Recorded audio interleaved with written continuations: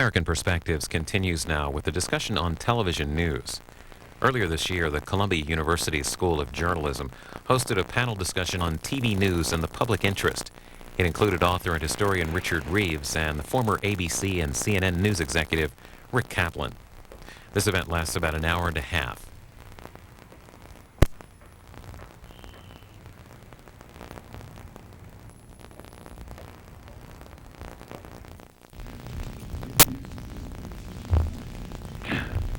My name is Richard Wald. I am a professor here at the School of Journalism, and it is my pleasure to introduce the chairman of our first panel called Setting a National Example. That chairman is Richard Reeves, who is progressing slowly toward the dais now. As always, an elderly person, he walks with a halting step. Mr. Reeves, as some of you may recall, had his glory days quite young. He worked for a newspaper and has been on a downhill track since then. He has been separated unhappily from the three commercial networks. He is now a syndicated columnist and author. In 1993, quite the consternation of his family, he wrote a book about President Kennedy that was said by Time magazine to be the best nonfiction book of the year. And to the surprise of many, has managed to be excellent in almost everything he does. And it is my pleasure and privilege to introduce to you Richard Reeves, syndicated columnist, author, and former newspaper reporter.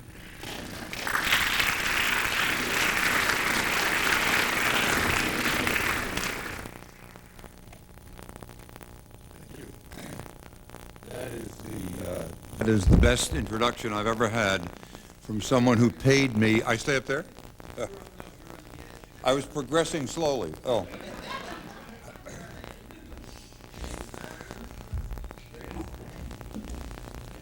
While the hitters come up, I will say that's the best introduction I've ever had from a man who paid me $163.60 a week. Which, because the New York Herald Tribune, of which Dick was managing editor and I was the youngest reporter, constitute a $70 a week raise from what they had been paying me at the Newark Evening News, which was a non-guild newspaper, and damn proud of it. It is a pleasure to be here. To progress slowly to this point, though I see other people are. If anyone has seen 13 Days, there is a scene in which John Scali of ABC News has a contact with the Russians, which indeed he did during the Cuban Missile Crisis, and the President of the United States informs him that he cannot use this information. And the President said, the words the President used is, well, John, there's no Pulitzer in this for you. When in fact he should have been saying, well, John, there's no DuPont in this for you. I think my qualification for doing this is that I'm progressing slowly toward the end, so that I live in two different times, and at least in terms of journalism, those times, the early 1970s and now the early 2000s, are quite different in terms. Even then, in the Kennedy period, when John Kennedy was president, the networks ran literally in prime time the Kennedy presidency week 1. The Kennedy presidency week 2 in an hour of prime time each week. But even in the 70s, there were regular kind of correspondent roundtables and evaluations of the policies of long before Watergate, the policies of the Nixon administration in a way that would seem laughable today, even on public television, and probably the only venue would be something like C-SPAN. At any rate, I'm not sure those are the things that we will be talking about. Certainly, there are three people to my left. Even I may be to Professor McChesney's right, but not by much. Who have really been on the front lines in both broadcast and print journalism. I will start with Rick Kaplan, who has toiled for both the network and for CNN, has won 4 DuPont Awards, 2 Gold Batons in that mix, and 34 Emmys, 3 Peabodys, 4 Overseas Press Awards. He was only 5'3" when he began this business, but lifting up the awards built him slowly, and spent the bulk of his career at ABC News, where he was executive producer of World News Tonight, Nightline, Primetime Live, which he may or may not want to admit he founded. But I'll ask a general question first. What are the constraints now in electronic journalism in covering news that seems serious in the 60s or the 70s? There's a much greater, shouldn't be surprised to anyone, there's a much greater emphasis now on audience levels and keeping your demographics strong and bringing in your ad revenues, and there's just such an extraordinary pressure for profits and revenue that you now think twice, I believe, when you send crews, when you dedicate program time, not just from the standpoint of how much money am I going to expend, you want me to do, move this closer. No one's ever asked me to be louder before. So you have, on one hand, you have to weigh much more carefully the commitment of resources to a particular story because you're going to spend real money for it. But in a very real way now, and executive producers have been having to deal with this for a long time. Ob Weston probably took 2020 through more incarnations in order to take advantage of where he rightly thought the audience was interested and it kept the show successful. Now producers are sitting in there and they're wondering almost how, it's not to pander to the audience, but is this a story that's going to get me an audience return? And if it's not going to get me an audience return and I have a low rating that week, then I'm dead. And if I have too many low ratings in too many weeks, then maybe we're all dead. And so there's a tremendous, tremendous pressure that affects now your editorial judgments in too many places. You know, there's also a problem, I think, in the way journalists develop across the years. I was very lucky, and as I look out here, most of you were equally lucky, that we worked with great journalists. And the standards were very high, and you had a set of values, and you weren't as involved with the business side. And I remember working for years on the Cronkite Show and never had any idea what our ratings, I knew at some point Walter became #1 and I knew we were in first. I never knew what the ratings were. The ratings were never published. I didn't even know what day the numbers came out. And now they know what the overnights, and producers know what the overnights are. They know what they just know too much about things that maybe should be secondary to them.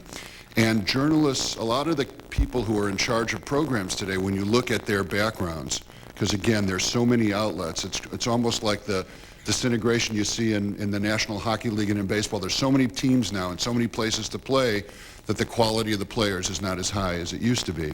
You look in journalism, there's so many shows and so many outlets and so many places, and you look at the resumes, I guess, of some of the executive producers, some of those people who make those decisions, and they may be great kids and they may be, have great potentials, but there's something lacking in their resumes, and a lot of it has to do with experience and the ability to say no and the ability to know when to say yes, and to take some brave steps at times, and too often that's not the case. Let me ask one more question.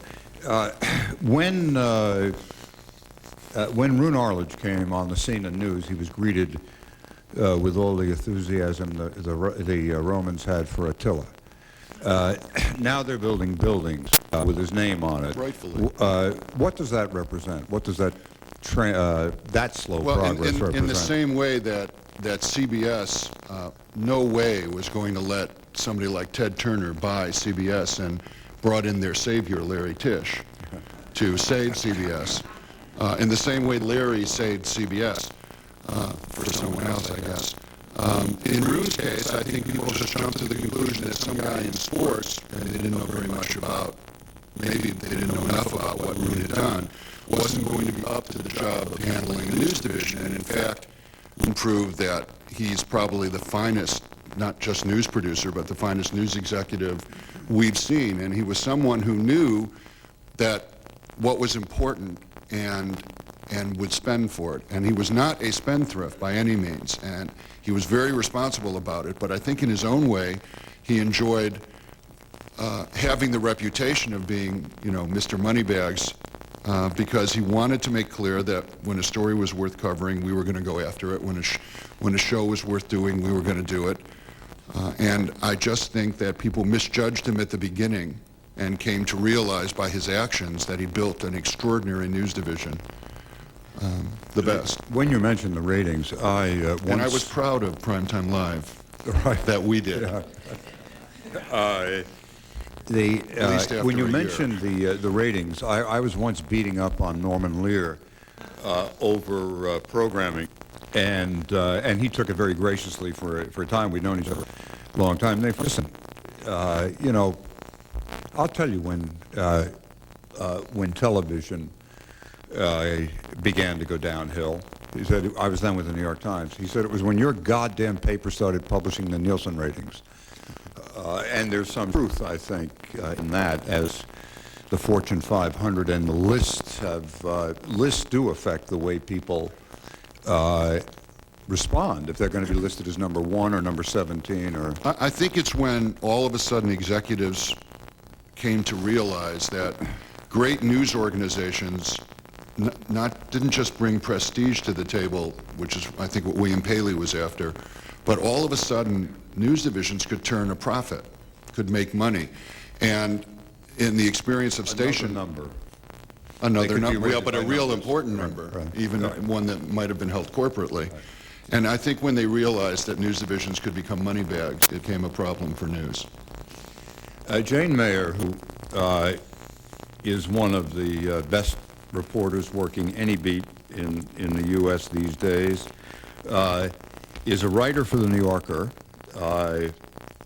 came from the Wall Street Journal, news side, and author of 2 extraordinarily interesting books, one, Landslide, about the Iran-Contra affair, and one, Strange Justice, on the rise, the slow progress, continues to be slow, for Thomas. She also, within these walls and other places, is noted for a piece that she did on the new president of ABC News, David Weston, in relation to what is the significance of the rise of people like David Weston in the television news business? You know, I guess, I hope this is okay.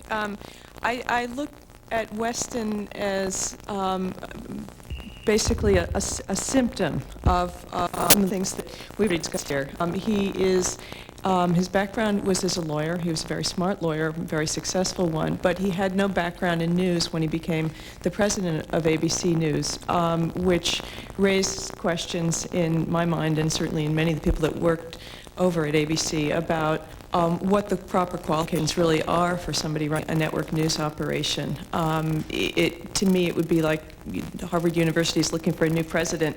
It's unthinkable that they would, for instance, pick somebody who didn't have a graduate degree and some experience in academia. And so because of that choice and some of the problems they were having at ABC News, I spent some time interviewing people over there about what was going on at ABC News. I think I talked to 90 people by the time the piece was done.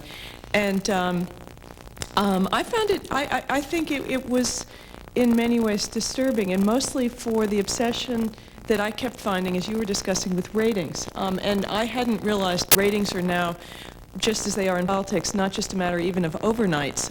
What people have are minute-by-minute ratings in these news operations, and they can sit there and they can watch the little needle go up and down depending on, you know, when there's something flashy said that the audience cares about, and when there's something maybe dull but important that they don't. And I think that the temptation to sort of craft the news, to feed the ratings, to make the profits, to keep the giant conglomerates going, subverts the independent judgment often of very good news people. They're terrifically talented and smart people at all of these places that we're talking about, but they are constantly having those at war with the commercial needs. And you know, we were talking about the role of ratings earlier in television and profits, and you know, I remember reading quotes from Bill Paley saying that he didn't want his news operation to know what the ratings were, and in fact, he expected to lose money. And he said it's not that he was such a saint, as anybody who knows about Paley knows, but he said he hated to lose money,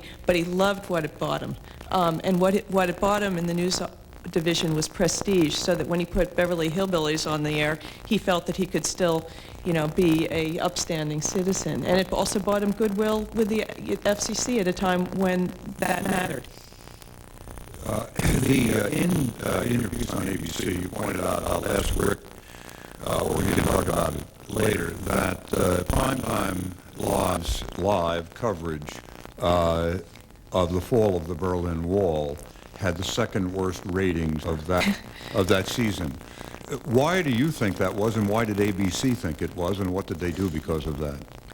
You know, I think that Bob McChesney was talking earlier about the problem of not having context. I have to think, as somebody who covered the fall of the Berlin Wall, I was there that night in Berlin, it was, for me, one of the most thrilling things I've ever seen.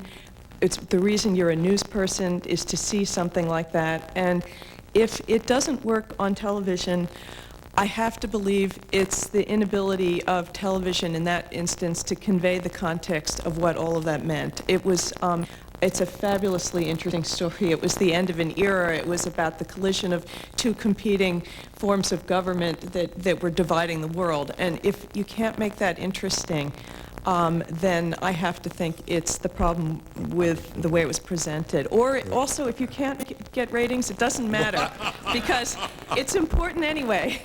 We'll come back to it, and Rick can talk about it I want to introduce the man I've always thought was the best television critic in the country. I've always been amazed he could do it for so long.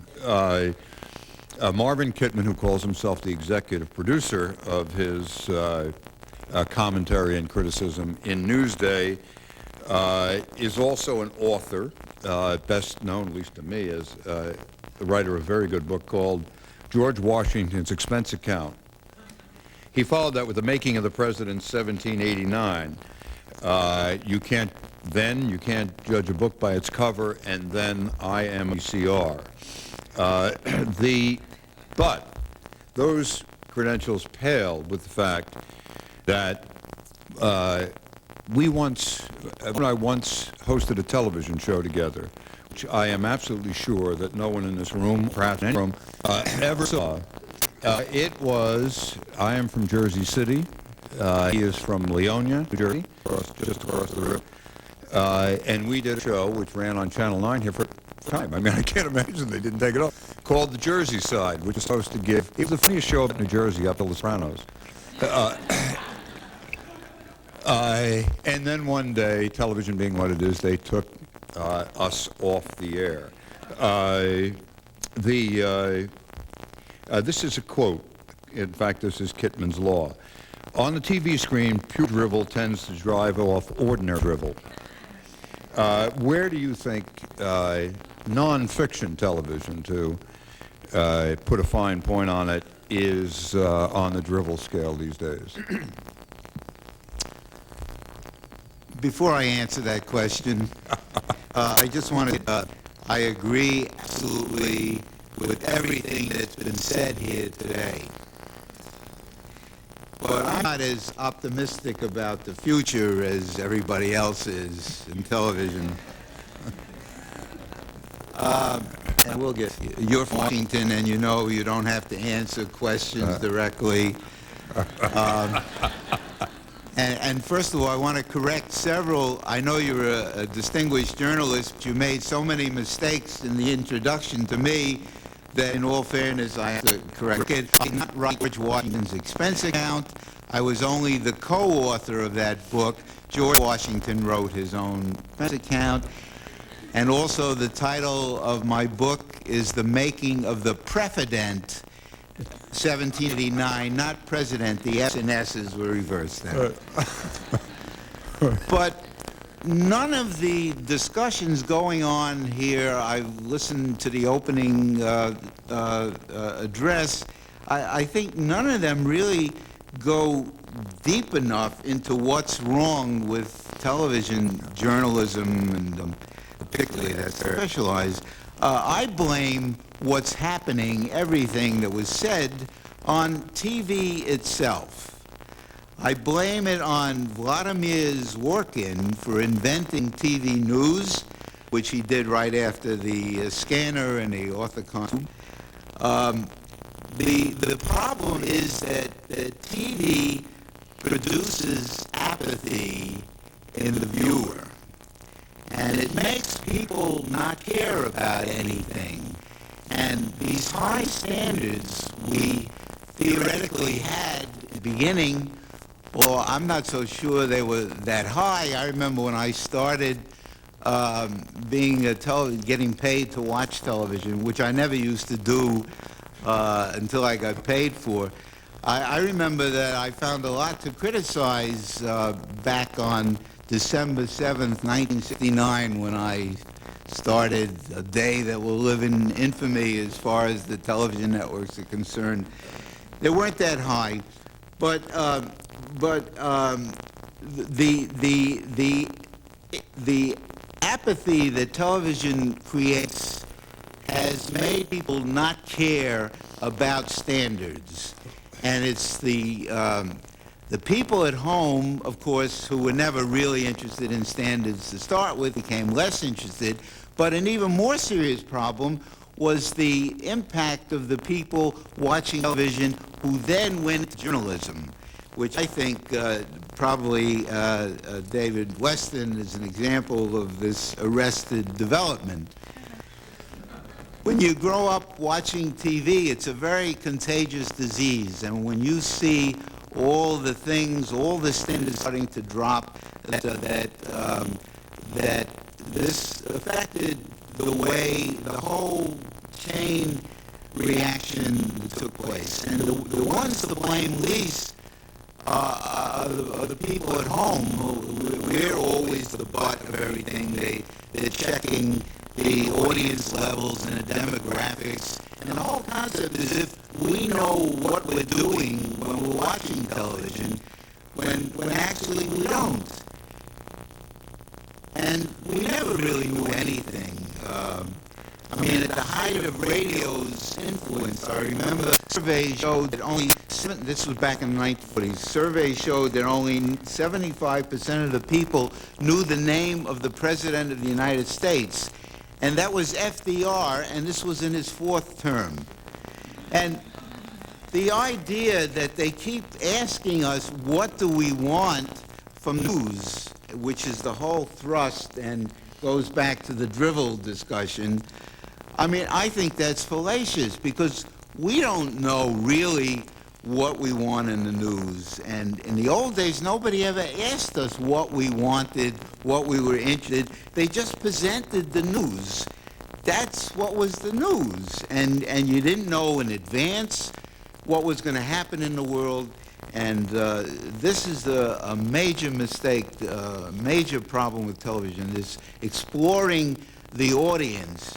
And if they would just go back, I mean, this whole concept of Newsweek and news, to me, has created a lot of the drivel that we have in the way of news. And I think we have to go back to just telling us what the news is and not anticipating in advance. A man named Dick Tuck ran for the Assembly in California and lost. And his concession speech, one of the shortest on record, but got to the points, also Mark's point, His concession speech was, "The people have spoken, the bastards." Going to the not the kind of line where Jane meets Rick, and the question of Jane saying that the presentation of news may have been the problem. Rick, is it possible? Rick could explain that, but is it possible that this medium just is not very good at meeting what we call, and we have basically always been print people, what we call news? Well, after listening to Marvin, it's a little scary, and I'm thinking that I have to rethink my opinions because I'm tending to agree with him. And there must be something wrong with that. No, you know what? I think it is a real big problem when you start to spend too much time wondering what the audience really wants out of a newscast, because I think it's perfectly proper to think what the audience wants out of a television program when you're entertainment or you're a mix of news and entertainment like a magazine show. I think that's perfectly proper to figure out what the audience is looking for, and you try to meet those expectations. I think with the news, I think it's a tremendous mistake to try to do that. On the Berlin Wall, which I'd correct you, it was actually the lowest rated program that Prime Live ever did. And I will tell you, and it's not because of any great production on our part, it's one of the most exciting primetime lives we ever did. It was a situation where, first, in terms of exclusivity, there was one live feed coming out of Berlin that night up to that moment. NBC, I think, in live with Tom Brokaw, his half-hour newscast. And NBC Dateline had not yet sprouted in every night time slot there was. And so there was no other coverage of Berlin except for that one half hour on Tom Brokaw's Evening News. And NBC allowed us to use their satellite. Now I think it was sabotage that they let us do that, but they let us use their satellite. And here's the scene, if you don't remember it. People are on top of the wall hammering it with sledgehammers. People are climbing over the wall. They're running. There's tens of thousands of people out there. We're there. The master shots from this area are the most unbelievable spectacles you have ever seen. We are with people as they're reuniting for the first time in some cases for a quarter century, where they had not seen their family or their loved ones. It was the most amazing thing. And we'd sit there and there's tearful reunions and you know, you're sitting there and you're watching, you're wondering what the East German police are going to do, and some of them have disappeared, others are walking around, there's weapons. It was really quite amazing. And it's one of those things you can't miss. So why did it get such poor ratings? We talked about that a lot, and the only conclusion, well, no, because it's a real problem. You sit there and you think, my God, I've just put something on as exciting as Ben-Hur, and neither her or him are watching. And the only thing we could think of was what was missing, as opposed to when the Berlin Wall went up, is there was no dread. There was no threat. It's over. And in a way that only the American public can get sometimes, hey, you know, we're not going to go to war over this. It's over. Wall's coming down. I see, yeah, all right, they're on top. It's Germans. It's not me. It's guys we fought in another war, right? I mean, it's just, there was no dread. There was no threat. There was no ominous anything. It was over. And people just didn't show an interest in it. And I will tell you, every single program, including Tom Brokaw's Evening News that night, every single program that did a show on the Berlin Wall that whole week had its lowest ratings of the period. And I think part of it, to speak to what Marvin said a moment ago, is that maybe we're unrealistic to think that we're going to produce a newscast that Americans are driven to watch when there's not a lot of news or they don't have particular interest. Because maybe if you're just a citizen, and we show in the low voter turnouts and the rest that citizens of this country don't really consider themselves, you know, guardians of the Constitution or the rest. They're happy to live in this country. They have a lot of expectations, and we tend to meet most of them in terms of what the government will do to protect them and the freedoms that they have. And they're busy with their families, and they're busy, you know, going to school and have a job and paying the bills and if they don't get mugged and all the rest of those things. And unless you do something to threaten that, I just don't have a whole lot of time or interest in it. And maybe that's just the attitude Americans have, and I know some news executives who think that they can attract the 25 to 39 audience to watch their news, but the only way you can do that is to I think, subvert rules of traditional news values. I think that's the only way you can do that. But I think we have unreasonable expectations, perhaps, of the American public, which shouldn't change our mission or what we do, but maybe explains what some of the problems are. But why should it matter that we're not interested in any one particular story? That's what I never quite grasped, because I grew up not being interested in anything. And I watched something. Very qualified for what you... Yes. That is a major qualification. But then I would hear about something. Hey, that's gee, I didn't know about that, and your interest grows. But if I had to list the things I was interested in, as an audience member, I would have been only one that knew about the Pittsburgh Pirates, for example.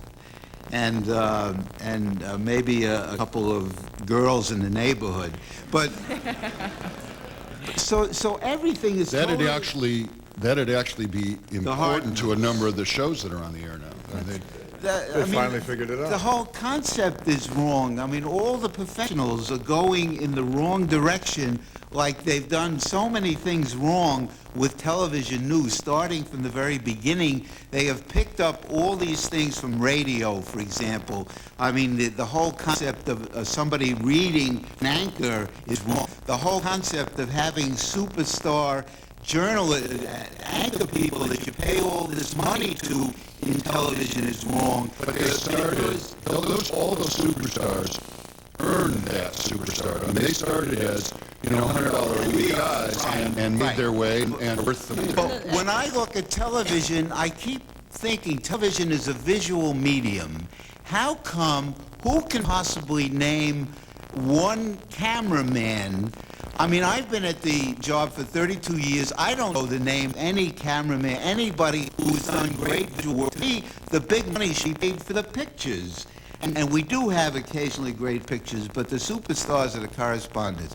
There are so many things wrong. The whole concept of Dan saying to Bob, what do you think? Well, Dan, I think. Bob, Richard, what do I think? Why do they keep naming names? For example, you have 22 minutes to give you the news, the world, and they're spending 4.5 minutes with names. Jane, what are you thinking about that? Rick, what do you think? I think the reason Jane's they're gonna tell you what she So wrong. What do you think, I mean, Jane? What do you think, Jane? I think that the reasons for all of these things, that basically, it's part of branding, which is so much of what the media is right now, and that the big names are the brand, and you turn on the brand to see your big name deliver the news, and it's all part of, again, the commercialization process. And That's why we're in that's- so much If trouble. you But- have 700 outlets, your brand becomes very important, because if somebody has all the, it's not, Marvin, in your day, you had like 2 choices, right? Keep the lights off or listen to the radio. Right, now, And, you or talk both, about actually. the problems with branding. Your network had Which one of my networks? CNN. I mean, had a gentleman named Bernie Shaw, Bernard. whose great moment in journalism was being under the bed in Baghdad, and never quite matched that. Now, because of this branding, he became a superstar. I hope he's not here now. Yeah, I would. Bernie had a very distinguished career in journalism. He probably asked the best question ever asked at a presidential debate. That's right. The best question, right. I remember Well- the Dukakis question. But the branding is the major problem. I rest. You're going to rest? No. We work together. Are you retiring You're wrong, somewhere? though, on, and I think that this, and I think it's a fundamental problem, yes. There is, because television did not evolve from radio. All news, radio was the reading of print news. It evolved from print standards, and we have, 3 of us here work primarily in print.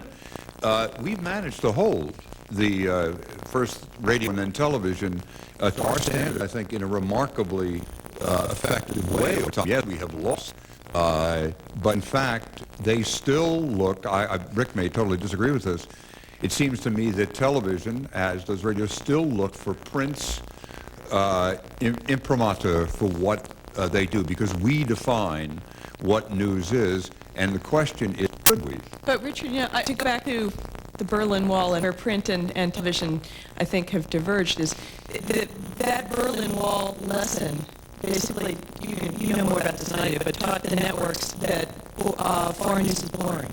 And they've been cutting and cutting and cutting when it comes to covering the rest of the world. Equalization brings us closer. And there's now at ABC a London bureau that has to cover everything from Moscow to Africa. How can they make news interesting if they've got that big a territory to cover? They're going to just be reactive. They're going to parachute in. They're going to cover something that the newspapers have already covered, get two pictures, and leave. And they're not going to be able to take the fall of the Berlin Wall, where I had a wonderful editor, Jim Stewart, who teaches here sometimes, and he had a million ideas of how to make that story interesting. He said, go find where they're giving the drugs to the athletes in the Olympics in East Germany, and see what's going to happen to them. Go to the bookstores and see what these people want to read for the first time they've got a choice. Go to the state police and see what happens when they open the files in the neighborhoods where the Stasi have been keeping records and neighbors have been ratting out neighbors. I mean, these were great stories, and it took, I was lucky to have such a good editor with a great imagination, but you can't do that if you've got to cover Moscow to Africa. Well, Jim is certainly a wonderful editor, but I would argue, I'll ask Rick, I think there's more foreign coverage on television now than ever. However, it is not what we call news. It's business coverage. The largest news organization in this country, and the one with the most foreign bureaus by a factor of almost 10, is Bloomberg. The Bloomberg has more than 10 times as many foreign correspondents out there as does the New York Times, and its only rival really is Reuters. So I think the point that Professor Chen made, which I see in the print, I don't know who's in the room, but the triumph, I became a political reporter because that's where the action was. Who got to be well known? Who got the most money? Who got the girls in Jersey? They were me, because you didn't want to cover politics. That's where the action was. Wouldn't have mattered. And in those days, the guys with drinking problems or other kind of problems were sent to business news, or if they were women, to the women's pages. Who gets lecture fees? Who gets the lecture fees now? Economic reporters. So that, there hasn't a change that Reagan, the romance of business, I think has changed. Am I totally wrong? I think there's far less international coverage on television now than ever, and I think it all has to do with what editors perceive to be what Americans are interested in. But I would also tell you, before you celebrate print too much, that if you talk to a number of people who work at the major newspapers, their opportunity to file a think piece or to go off and spend a month in Africa or to do those kinds of great pieces that you used to see in the Tribune magazines and the New York Times magazines and all the Sunday supplement magazines, or on the front page of the regular newspapers, those are becoming more and more scarce. Less time, less revenue, and fewer resources are being devoted to those kinds of endeavors. I think it really may come back to what Marvin, frankly, was talking about in a joking way but serious, which is that if you're a journalist, you're supposed to go into it, and it's kind of like if doctors used our philosophy then, or would go the way journalism has gone, then they would sit there and say, this guy doesn't want to know he has cancer, so I'm not going to tell him. And it's that kind of attitude. Journalists need to go into things and say, this is what Americans should know, need to know. You have a set of standards. Hopefully they're high standards. And that's you make your story choices when you start to wonder if, well, I don't think they care about Kosovo, or I don't think they care about East Timor, or I don't think they care about what the story is. Labor issues. I think Professor McChesney was exactly right. Until we get to the point where 50,000 stores rampage through the area, and 12 people die, so we cover it for a day. Until that happens, I think there are a lot of great stories that, frankly, don't get covered because somebody has decided that it won't sell. Now, the real tragedy by minute rating, and I have times have asked for Nielsen to send me a minute by minute rating, is you sit there. Actually, I learned this from a piece that Av Weston's 2020 did. Rodney Dangerfield would record every one of his comedy bits, 35 minutes, and he would sit with a lead. Every time there wasn't a laugh, every minute, he would mark on no laugh, no laugh. You need to find out what joke wasn't getting a laugh and kill those jokes and insert into position 17 or 21 or 35 another joke. Maybe that way it'll be wall-to-wall laughter. And unfortunately, that happens a lot. It's in magazines, news shows. It's, they sit there and they say, why did the audience dump it? What was there? And they look, oh, it was the stock report. If they want business news, they ought to go to CNBC or CNN FM, if you have it on your cable, which is doubtful. And you start to go minute by minute and determine that with the audience, then that's the story you don't want to do too much of. Those stories generally win the DuPonts, by the way. And that's what happens. Rick, this is Marvin here. There was a program in the 1980s called Max Headroom, a story, I think, really great journalistic series. Max worked for the 23rd Network, and they used to do minute-by-minute ratings, and then they would actually cancel shows minute-by-minute. I think that might be a good idea. If somebody's discussing something gets a bad rating, it could be sort of a trapdoor. He could suddenly disappear from the screen. Richard, this is Marvin here. I agree with you that print is the medium of the future. However, there's one problem going on within print. The new generation of print people, the editors especially, have grown up watching television and television news, and their concept of what is news is being skewed from this warped development.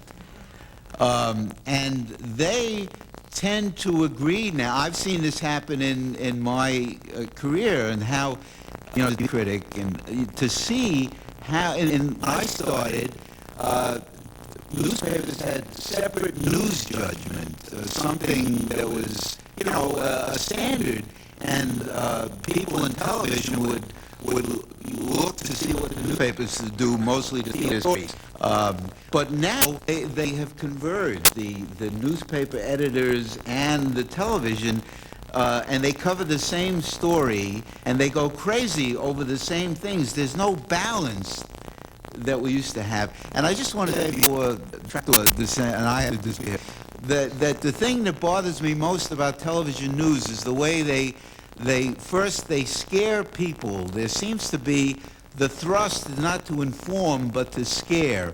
So I watched the storm warnings, for example, as if this was anything new. There should be a northeaster heading our way, and there was such a barrage of scary stories about it in this northeast here. And or whatever happened to El Nino? I mean, Dan Rather, every night he was into that story. As if it was something new in the history of mankind. And they have these mini-series on the latest in phobias that would go on for a whole week. There is some new of it, by the way. About Weather? In 1938, a hurricane went through Long Island and across New England, killed hundreds of people, destroyed whole towns. The simple reason being, no one knew it was coming. Today, the whole idea that you would know in Florida on the East Coast that a storm is coming is totally new. It's a gift of electronics. No one knew hurricanes were coming in the old days. How would you know? Jane? All I was going to say is I never heard you so quiet. I'm so proud. Marvin, I'm not sure that I agree that the print is really taking its cues from TV news. And in fact, one of the things I learned when I was... No, well, maybe. But one of the things I learned when I was doing the piece about ABC was how the viewership seems to be changing, and they're losing a lot of the sort of elite opinion maker kinds of viewers, getting what Ed Fooey, who was the former Washington bureau chief of ABC, called I'm sorry to say, the trailer park crowd, which is how he put it. But I found in talking to a lot of people and a lot of other journalists, that they don't really tune in now for the evening news the way they used to tune in. And even not as much I used to say. People partly are just working longer hours, so they're not home at 6:30 or 7 to be watching the national news. They're usually in the office trying to finish up their own work day. And so I'm not sure that it packs the same wallop that it did, but maybe you disagree. Well, it's not, but there's such a small number of people watching all three evening newses anyways. I mean, we're talking about a combined total of something like 24 rating points, which is not a whole lot of people. So the idea, evening news is not... What is 24? I don't know. That's, what is about 30 million people, something like that, 30 million people. The evening news has never been on at a good time for people, working people. Most people have been at their jobs far longer than that. It used to take longer to get home and you're outboard.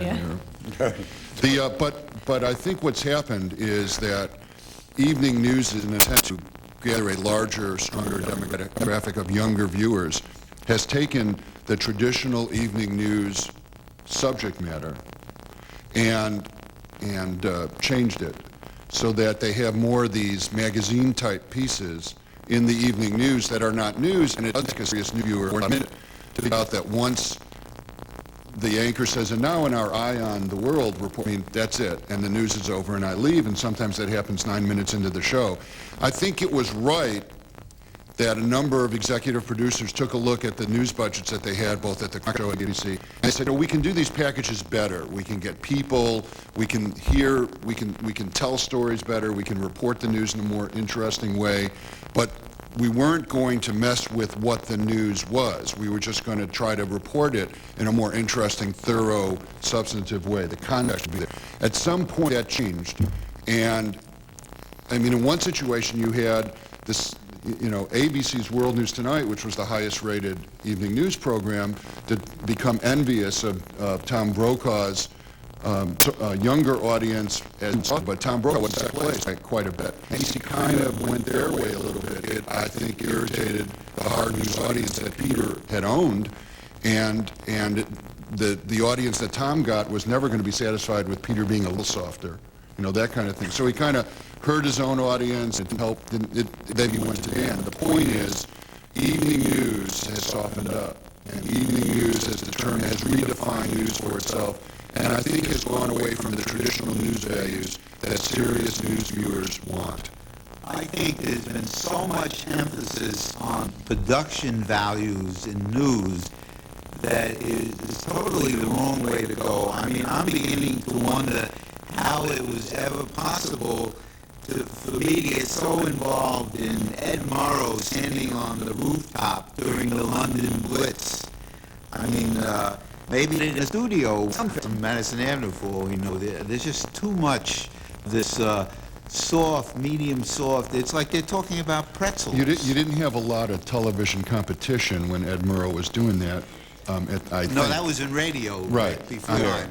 It's interesting that some of the stories that have become national obsessions really are not very produced. I mean, watching O.J. in his car going on the L.A. freeways, I mean, there was nothing packaged or even interesting about it, watching one car working its way through. And the same with... But it's what the Berlin Wall didn't have, because we didn't know if O.J. was going to blow trains out and was going to, so there was this...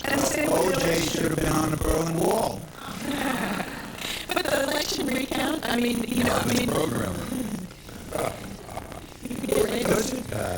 Two principles. Does watching television, in fact, have any impact on what is on television?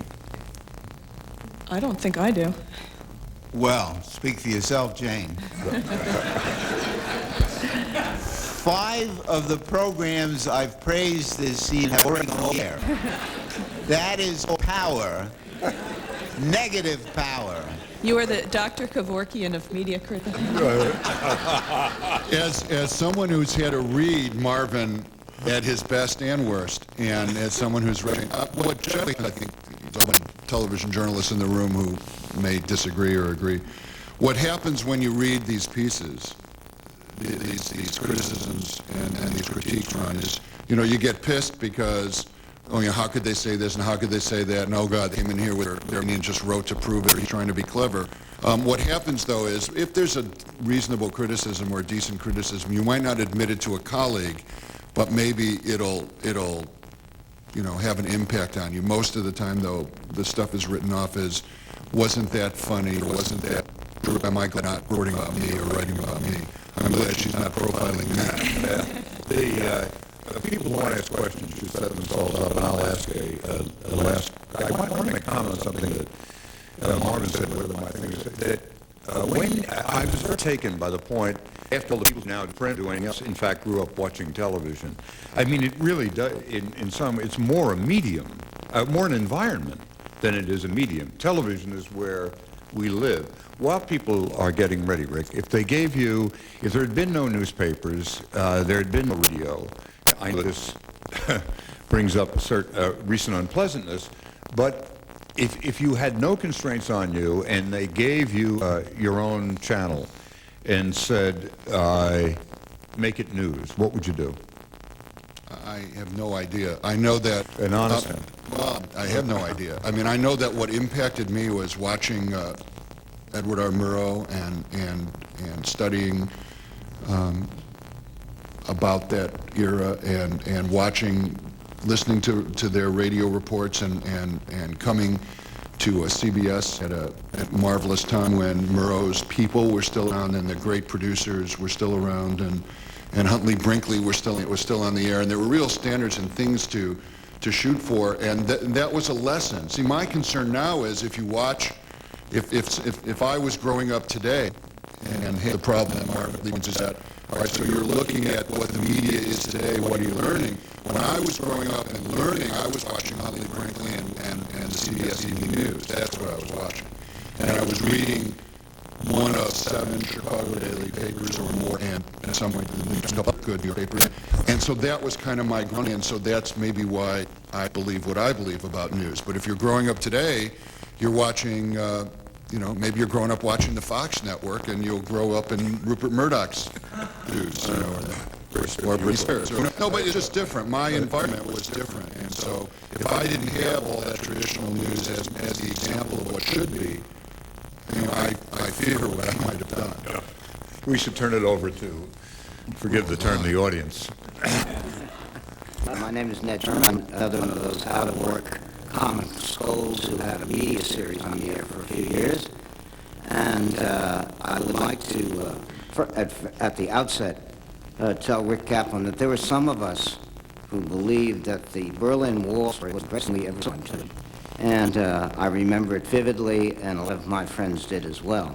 And also, I'd like to say that I'm here with a young woman this morning who's one of my interns who was on the other side of that wall on the night in question, and reunited with her, Natalia Kurz, who's sitting right over here.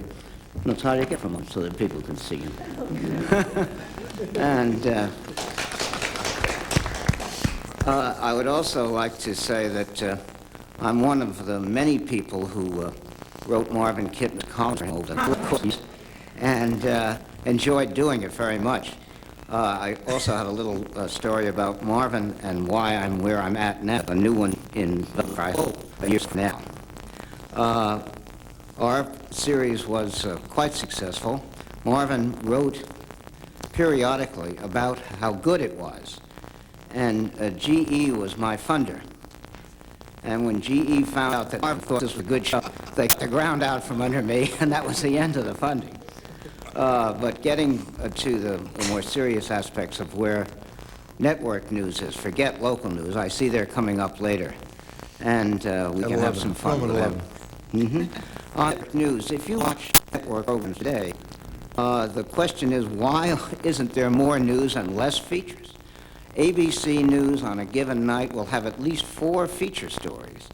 NBC isn't far behind, and CBS doesn't know what it's doing anymore, so it's hard to figure out what is it that's so motivating about stories about prickly diseases or something that, other than the fact that there are remarkable stories that go uncovered every day. Why isn't there some all right. unearthing of news stories? I'm sure Rick has it, but you. I think what you've got is, again, as news audiences shrink for whatever reason that is, either because of the hour they're on or the fact that there are so many more choices now that there's just a lot of competition for eyeballs.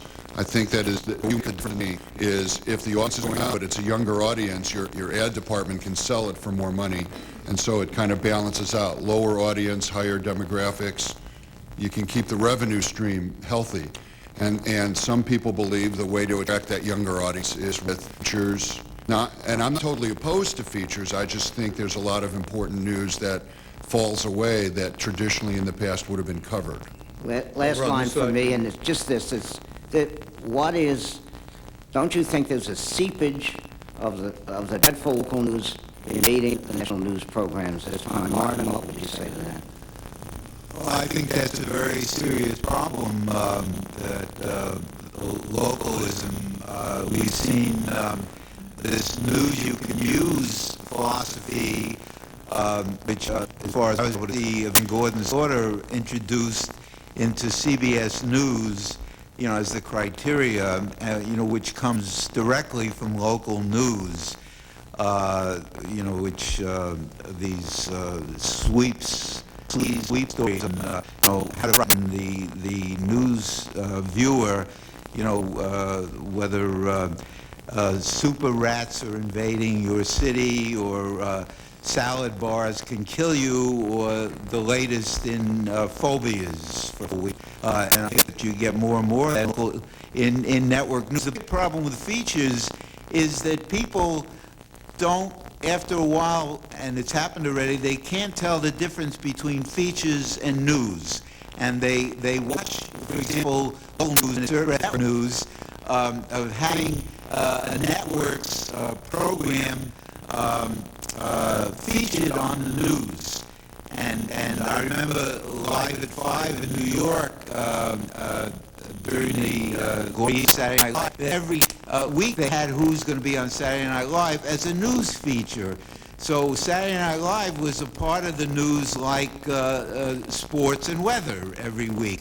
And you see it now with the Survivor on CBS. They put that hard news if you get one of the survivors from the Survivors. And CBS, that was their major achievement this past decade in So news. from See It Now to Survivor. Right. From CNN, Rick Kaplan. Is there anything you wish you'd done differently during your tenure at CNN? And do you have any thoughts about where CNN might be going under the AOL merger?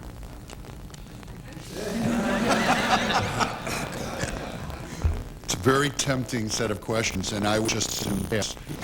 Basically, because CNN's going through a very tough transition. I had felt before I came to CNN, I'm pleased that I went to CNN, and I'm proud of what we did at CNN.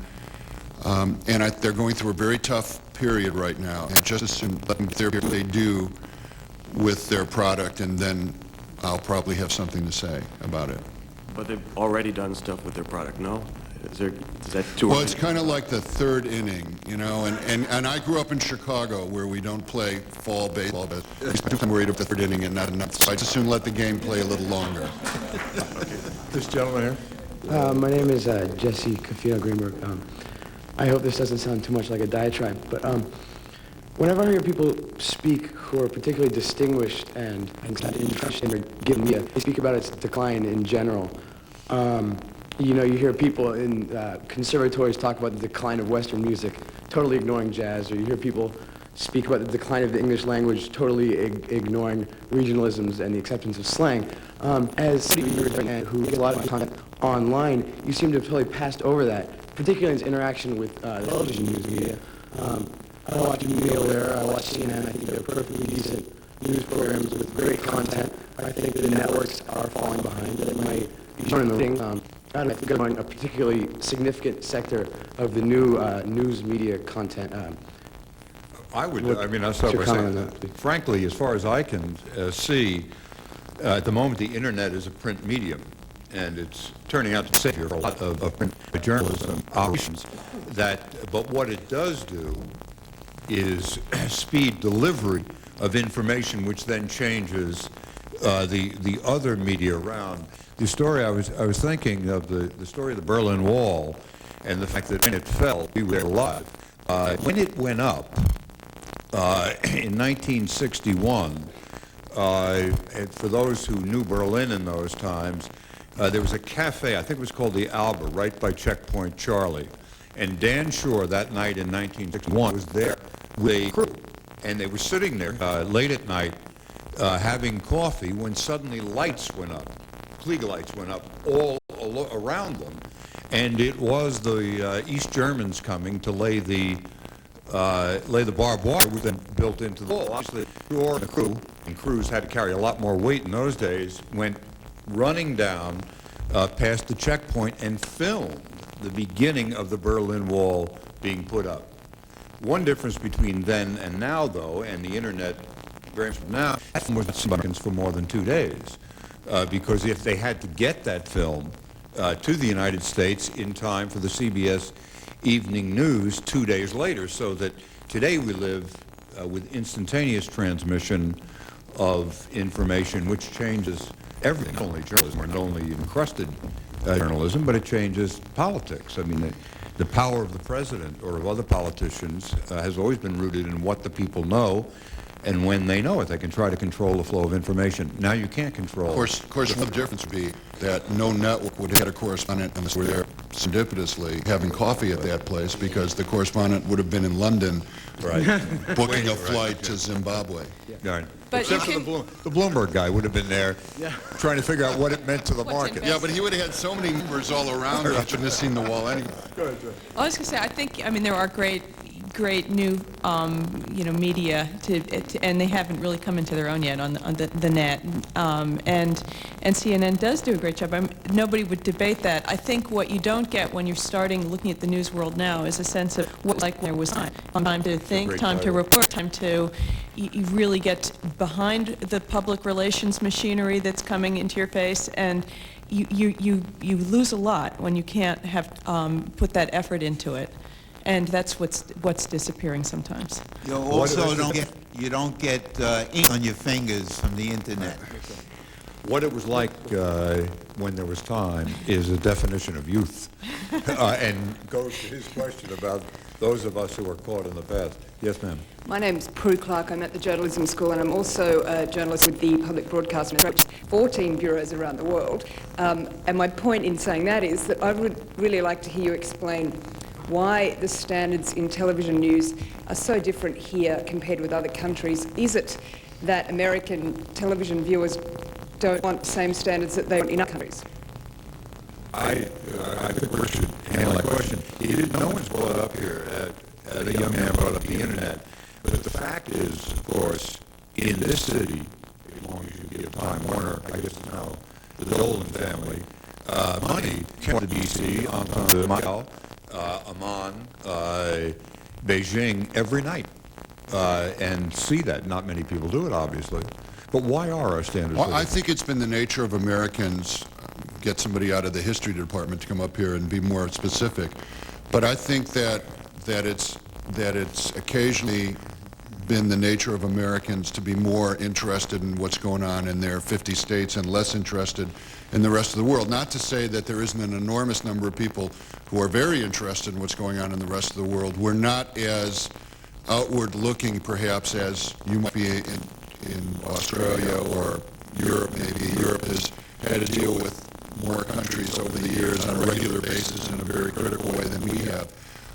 It's just been maybe the nature, but the reality is that people who run news operations now believe, polling, that Americans just don't care about all those stories overseas as much as they care about phobias and the rest. I'll tell you that when I was working at WBBM as a assignment desk person in 1969, or 1970, there was a study. They brought in the Magnet Associates, who was a group who was going to revolutionize, and did, I guess, local and network news. So they came in and they gave us a list of stories from 1 to 10 that dealt with people's interest in those stories. And number 10, or number 1 was politics. And what you wanted to do was cover nothing at the top of the scale, everything at the bottom. So you didn't want to cover politics. And this was Chicago, and Richard Daley was the mayor. And our news director, who was a coward, looked at me and said, well, don't send a crew to today's news conference. It's like, I'm too young to die. I mean, I am not going to not cover Richard J. Daley's news conference. And John Lane was the bureau chief upstairs, and he said, you're not going to what?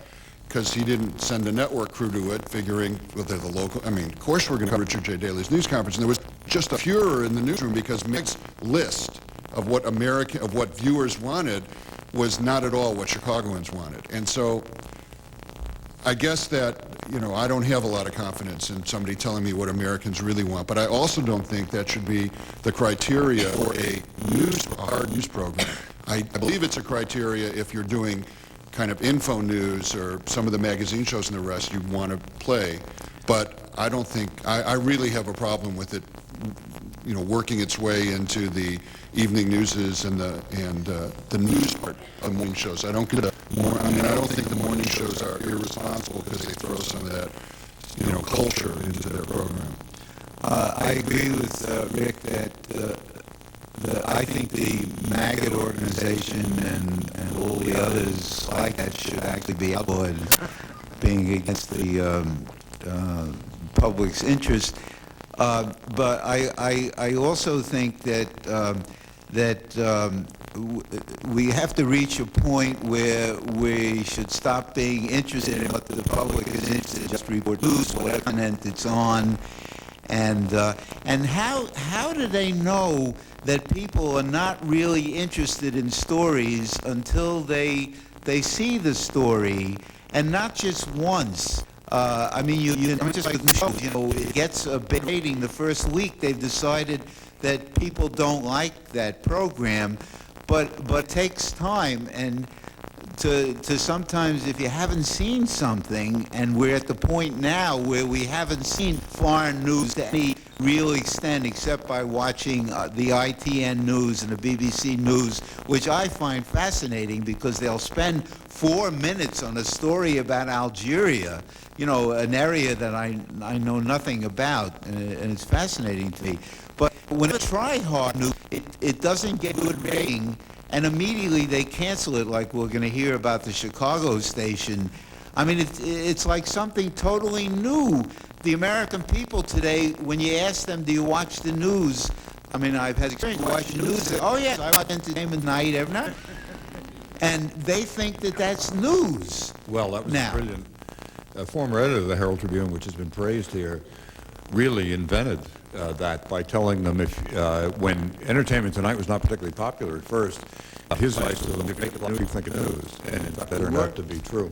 Now, Sir? This goes way back when I was a teenager. All the networks covered the Kefauver hearings. Remember Frank Costello's hands?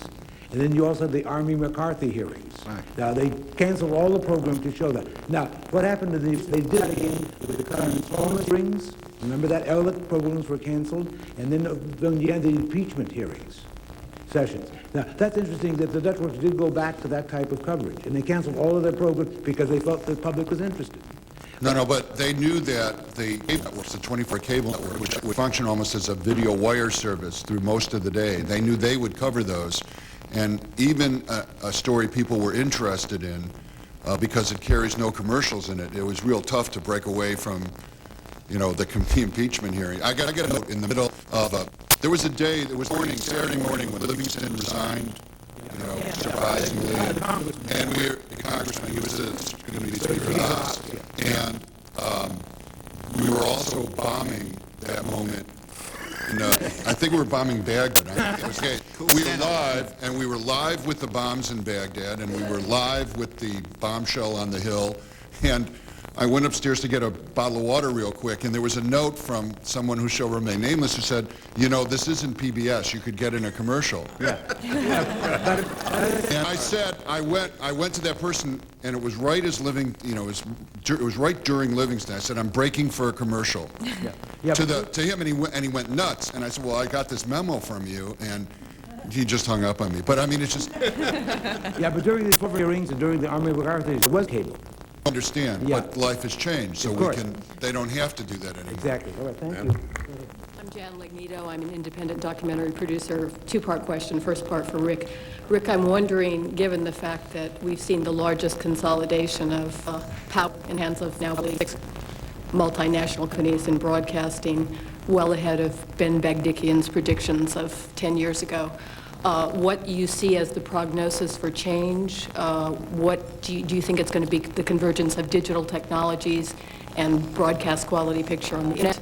Anything else? Second part of the question is for newspaper journalists, why you think the criticism of television news has disappeared from newspapers as a news story, not as a broadcast industry story. I remember with CBS, there was not a month that went by where there was not a story about, in which we were raked over the coals for not having enough documentaries on, for this and that transgression. It seems to me that newspapers have a major part in what happened to television news by their conspicuous lack of criticism off the editorial page and outside of columns.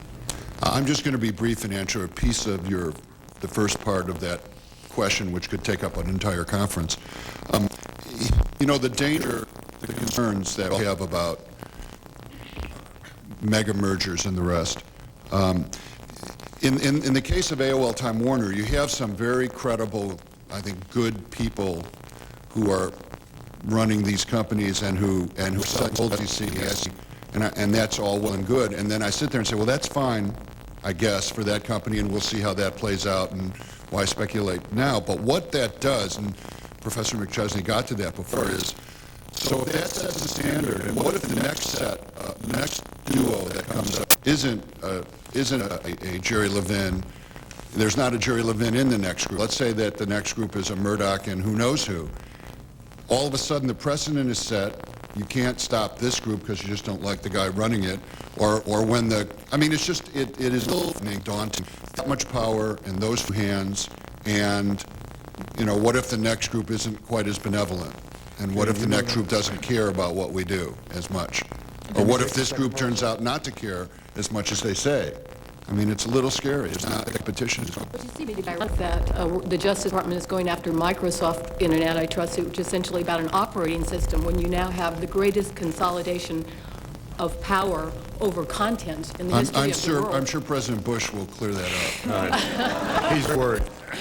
As for the criticism of television, you know, I'm not sure I completely agree with the premise. I think when Leonardo DiCaprio was sent by ABC to interview the president, there was it was all hell broke loose basically, and for weeks, not even for days. That's exactly the story I'm talking about. I'm talking about the criticism of television, the content and direction of television news as a news story, as opposed to a business story or a celebrity story. But it was a content question. It's about, who's a journalist today. And same, I did a piece recently about how John Ellis, who is George W. Bush's first cousin, making the call on Fox Network for, he was the person who decided that Florida had gone to Bush on election night. And that story, it was like the Manhattan phone book after that. So I think there is still a lot of interest in it, but news for print, just as for anybody else, is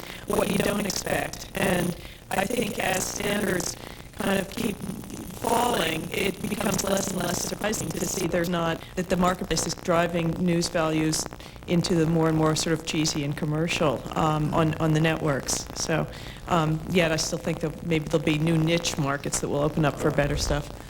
I'm directly on the firing line regarding a question. No, off columns and off the editorial page. I'm talking about specifically as news stories, not coverage, and not, as Ms. Mayer indicated, the coverage of events. I'm talking about why is there no coverage as news for the disappearance of documentary as a form.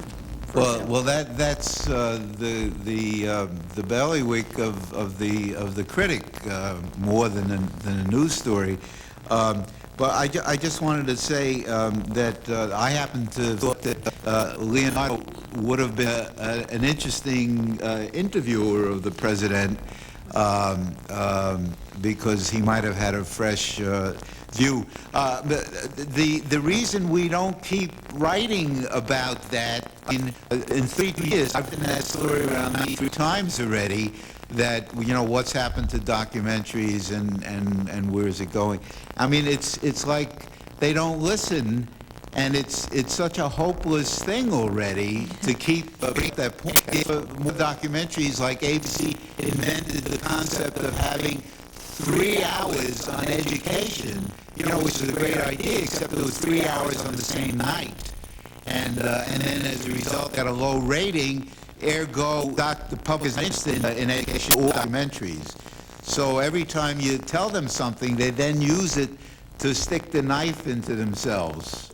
We will go. Ob can answer the documentary question, too. For those who don't know him, the Ob Weston, mentioned here a couple of times, is the question. I want to say something other, but I know that the subject of this panel was setting a national example, and I want to commend the panel because it seems to me they hit all the right notes. There are a couple things I'd like here. First of all, minute-to-minute ratings. One of the elements that I discovered is that they are used to keep blacks off the air. It's the hidden secret, the dark secret of network at the moment, and I really think that that's an undercovered story. In terms of setting a national example, I'd like to make this point. I think Rick was right. We are on a downward slope. The men who are now taking over in the business got their training in the last decade.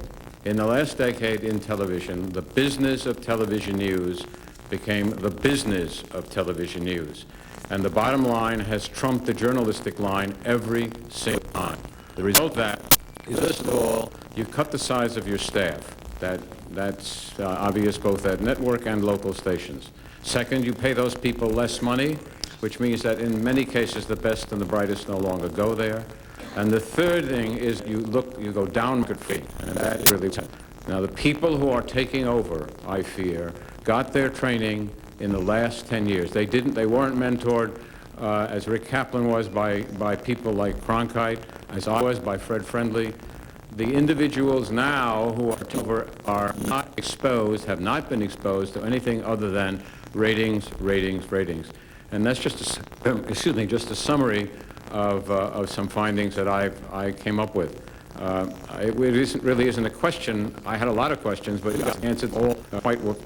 I have a question for you. How do the minute-by-minute ratings result in taking blacks off the air? Because what happens is that they look at the minute-by-minutes and they see that, this is on the news magazine particularly, they see that, as some executives told me, blacks don't give us good demos. That's a shorthand for saying we will not do stories which do not deliver the demographics we are looking for on Dateline, on 2020, even at some of CBS programs. And this comes from the staff. I did the same thing you did, Jane. I talked to 125 people promising them anonymity, and in exchange for that got candor. And the folks who make the decisions confess that is what they...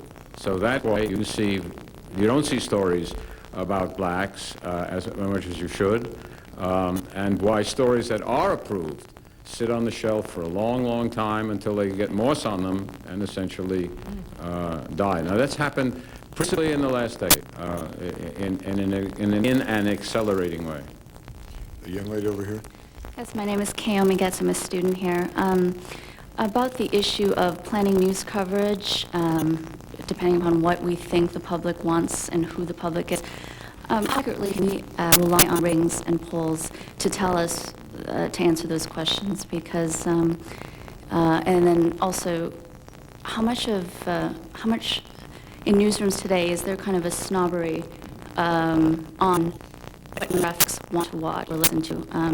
My own unscientific goal is that I've talked to many cab drivers and truck drivers who listen to the BBC World Service every night, and just had a question about that. I would take a part of the question on research, going to watch or whatnot. My own experience, not so much of it in television, and you could do a whole panel or course on this, the effect of survey research on the society and on decision-making. Everyone from local station managers to the United States use survey research in making decisions. And it doesn't matter whether the polling is right or wrong. It matters that it's there and people can cover themselves in making decisions. If there is some boss above them, and the boss above the president, why do that? The numbers made look at numbers. And I think that that's simply been something that's developed over the last 20, 30 years in the U.S., that people are willing to accept those numbers because it covers their butts if things go wrong. Well, look at the second question. I got carried away. Well, it's kind of related. I mean, just how accurate are those numbers? I mean, how do we really... It doesn't, I would argue it doesn't matter whether they're accurate or not. People are going to make decisions. People spent the money to have the poll done. They make decisions based on that. They didn't waste the money, and to show their bosses they had a reason to do it. Sure. My name is George Strait. I currently work for a little company out in California. I used to work for a larger company here in New York, ABC, and work with it under. And what we heard from Professor McChesney actually was hired by Ob, which shows you how smart Ob was. What we heard from Professor McChesney this morning, I think, underscores, if you take a look at the context of the discussion this morning, these days, in this decade and probably in the last decade too, more and more journalists move as one. It's packed journalism, and the packed journalism today has been about how terrible television news is. And what I'd like to do is sort of step aside and argue that the television news isn't as bad as we have heard today. Frankly, I think that the problems in news and in television news are serious problems, and I don't know that the seriousness of these problems is elucidated by people who ad hominem attacks on people that they don't know and sort of fall into the whole thing of, well, let's be funny rather than erudite, and I don't know that serves any of our purposes here. I think that the institution and these are very serious and they can be approached in a very serious manner. But I do have a question about the new medium, and it really underscores trust. All of the surveys will tell you that the public has less trust for what we journalists do. And Professor Chitty's one of the history, we know a lot of newspapers. Well, you've got that now in the 21st century. It's the internet. Anybody with a computer can get on, and it's not news anymore. It's called content. So my question is, maybe Rick can do it because you involved more of the than anyone else. And that is, how is it going to affect the trust of the readers and viewers of mainstream media when they are able to go to the internet and read things that may be wrong, but they can't wait for it to be noted or any qualifications thereof? I find that actually the most terrifying aspect of the internet and the new media. I've gone to a number of conferences over the last year or so where internet folks get together, and one of the more frightening conferences dealt with who's responsible for the internet, who's responsible for what they control. And I sat with a group of people, and there's a gentleman who was sitting to my right at that conference, and he had a successful website, and what he was in the business of doing was publishing government documents, and actually it's been successful in the last couple of months. But the point was, he said, and we really did a public service. We published a list of pedophiles, and we even, we saved a family, we saved a community, because a bunch of kids go to this guy's birthday party with her. And I turned to him and I said, my God, what kind of resources did you have to check all the names, that are on that list? He said, well, we didn't have to check the names. The government gave us the names. These are the pedophiles. So I said, and you took their word, because they said you didn't have any responsibility for printing all the names merely on the internet so everyone could see it? He said, no, it's the government's responsibility. And then I realized as the audience, here you get one murmur and there we got a different one, they all agreed with him. And I said, I'd like to forever make the government's made across the year. I wouldn't have to come to this conference again. And I find that, and it's even down into the newsrooms, by the way, when you look at the side that's doing the websites and you look at the side that does television, if you're going to get CBS, ABC Evening News, you're an anchor, an editor, a writer, people who have to look at it as to pass their muster, and it gets on the air. That same story will get on the air if one person approves it on the internet. The level of checking, the level of and the whole idea of validating this story or deciding whether something's bona fide, it just doesn't exist on the internet to an acceptable degree. I am greatly concerned that all those people who go to the internet, you won't know who's funding it, but more than that, things are written as gospel, and by no means is that assured. And so I'm very concerned about credibility on the internet, even in the traditional news organizations that have websites, because they don't, at this moment, they don't spend the same degree of energy and resources in checking what they put on their website as they do and what they put on the air. Should we take one more? All right. Thank you. Carl Gottlieb, Project for Excellence in Journalism. We're a Washington-based think tank of the university.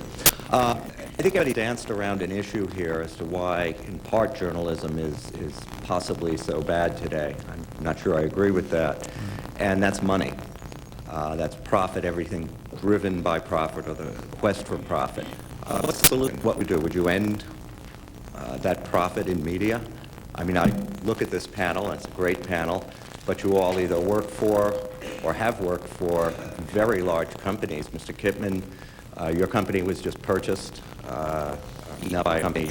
Newsday, I guess, is involved in Synergy. Are you referring to the Tribune, which is a Ma and Pa operation? Yeah, I worked for that Ma and Pa organization for 17 years, and big Ma and Pa. Do we do away with profits? If so, how do we finance coverage? Well, let me just take the first crack at it. The basic problem is when it all started, news was considered a part of the obligations you had, the companies had, in exchange for the use of the public's airwaves, and then the concept that money made from news was introduced, the great breakthrough. But this was like the equivalent of the pizza parlor deciding to charge extra for the cardboard pizza. So that's a basic problem. In fact, I think I read that when General Sarnoff was in the early days of television, he thought that the money in television was going to be made simply on selling the boxes, and that was the whole thing was going to be structured. I like maybe it's naive. I like to think that good work will find an audience. They're good books, they're good magazines that are afloat, they're good papers like the Wall Street Journal. They're very profitable. I think maybe find the message that TV is paying for, particularly if there's competition. It used to make more money when there was no competition. But what's to say a great news show at 10 o'clock wouldn't make money with a smaller audience? I think that maybe they need to rethink some of the assumptions that they've got on their business model. Well, go ahead, Ray. I think Jane's exactly right. I think that, first of all, good work will find its audience, and networks are going to become more interested in, or they're going to redo their business model so that, just like in radio where a 4 or 5 shares, everything, I think as audiences get smaller, I think good quality journalism will find air. CNN has 1/10 the audience of a network, of a broadcast network, and has a net profit that is almost at the level of the budget of broadcast. So you can make with smaller audiences. It's just a matter of, at this point, I feel, of keeping the quality up. Well, we can't. I mean, you're absolutely right. The profit motive underlies everything, including prices. Prices is a problem. The reason the election went haywire, I think it probably attributed to the fact that Voters News Service, which was financed jointly by the networks and by CNN, rather than having their own operations where there would have been 4 streams of information and perhaps there would have been different reporting on different networks. I would also add to that the closeness of the election revealed that our politicians believe television. Gore and Bush both made all move based on what they saw on television. When we talk of new generations in the old days, I mean, the presidents I know the most about, during elections, John Kennedy, Richard Nixon, would make a couple of phone calls to people they actually knew in some city of Florida or wherever and made their conclusions that television was getting it wrong. But it turned out that our candidates and all of us are so tied to this now that there was no check whatever on a single source of information. We now know made some mistakes, but television was no longer willing to put up the money to compete, as it were, with itself, with the other networks. So it does underlie everything we've talked about here today. I want to apologize for Marvin Kittman being funny, and thank you for being a terrific audience, certainly making our time worthwhile.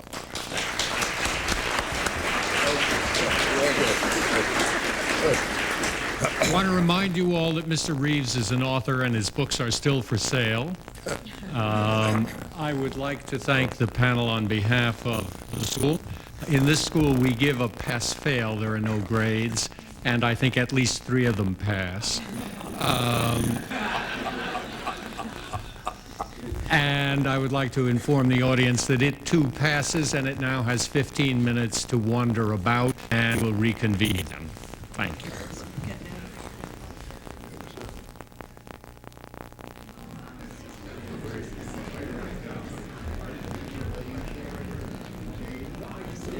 Marvin, don't give it up.